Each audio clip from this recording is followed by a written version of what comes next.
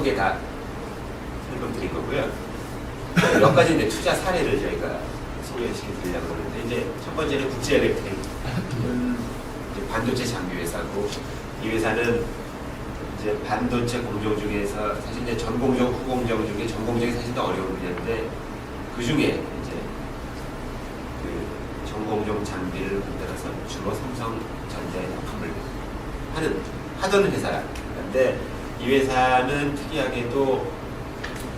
이제 대주주가 일본의 히타치 코쿠사라는 일본 회사였고, 그러다 보니까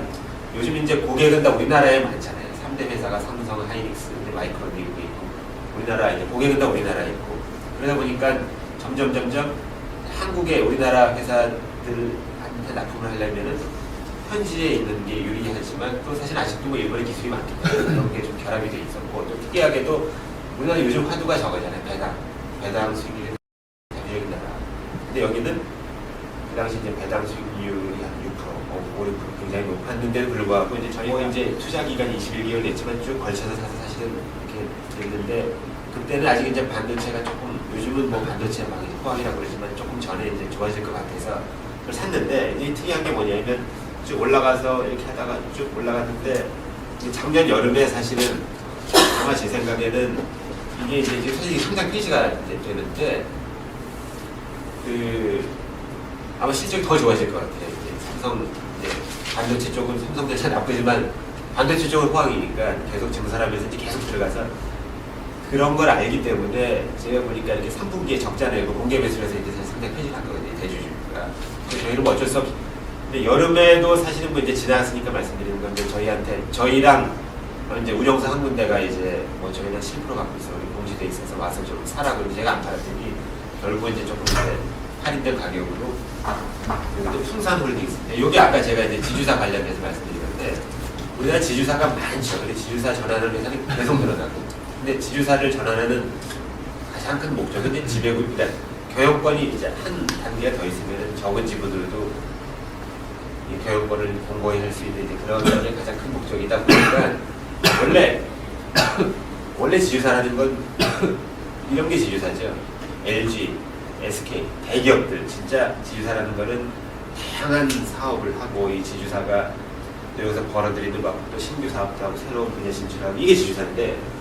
그런 의미의 지주사는 우리나라 대기업들 몇 개밖에 없고, 대부분 지주사는 그냥 진짜 경영권의 지주사 전환을 해가지고, 실제 보면 자회사가 많은데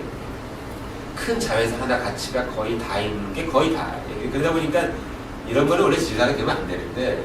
지주사가 되다 보니까 주가가 같이 움직여야 되는데, 아마 제 생각에 얼마 전까지는 그렇게 계산해 보면은 지주사가 많이 저평가된 경우가 많았는데, 아마 결국은 지주사 유리하게 하기 때문에 결국은 그게 좁혀질 것 같아요, 시간이 지나면. 그래서 그런 경우, 여기 이제 풍산도 그런 케이스고, 풍산 홀딩스도 거의 풍산밖에 없고, 이렇게 지주사 주가랑 자회사 주가는 이론적으로 같이 움직여야 되는데, 이런 케이스는 실제 그렇지 않은데, 저희가 좀 괴리가 벌어졌을 때 이렇게 사면은 그렇게 좁혀지고, 이제 그래서 이런 걸 하는데, 이런 걸 저희가 롱숏을 하지 않기 때문에 이런 걸 살 때 어떻게 사냐면, 자회사 주가도 괜찮다고 생각할 때 사는 거죠, 괴리가 있을 때. 그러면 그게 괴리가 좁혀지면 자회사보다 더 상승을 하는 거고, 이런 케이스 같이. 혹시 안 좁혀져도 똑같이 올라가고, 혹시 틀려도 이게 떨어져도 괴리가 좁혀지면 그래도 지주사로 올라갈 수도 있고, 뭐 확률적으로 뭐 이런 게 굉장히, 사실 우선주도 뭐 그런 케이스가 많이. 그래서 이런 우선주는 뭐 몇 개밖에 없고, 이제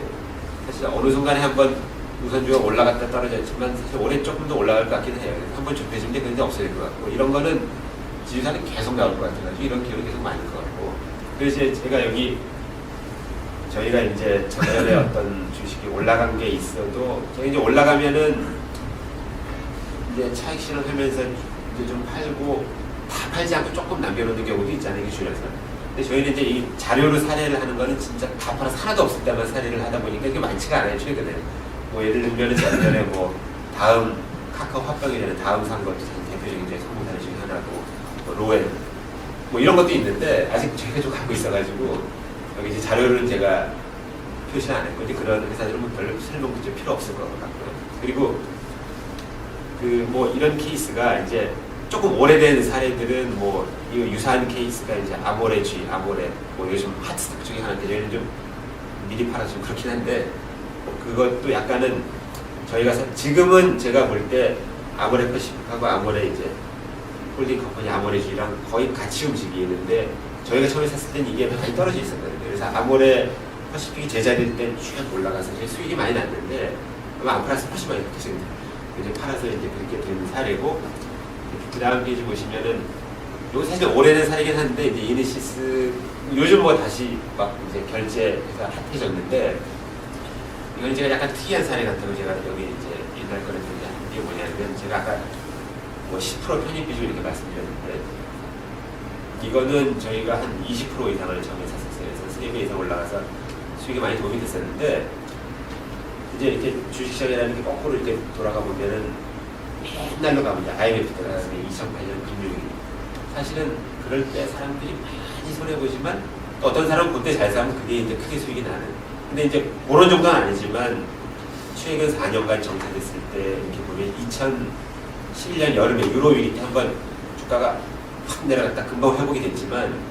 이 V자 같은 게 한 번 있었어요. 이게 없었으면 그냥 그때부터 쭉 평행인데 그때 저희가 이제 많이 샀던데 그런 기회를 잘 활용한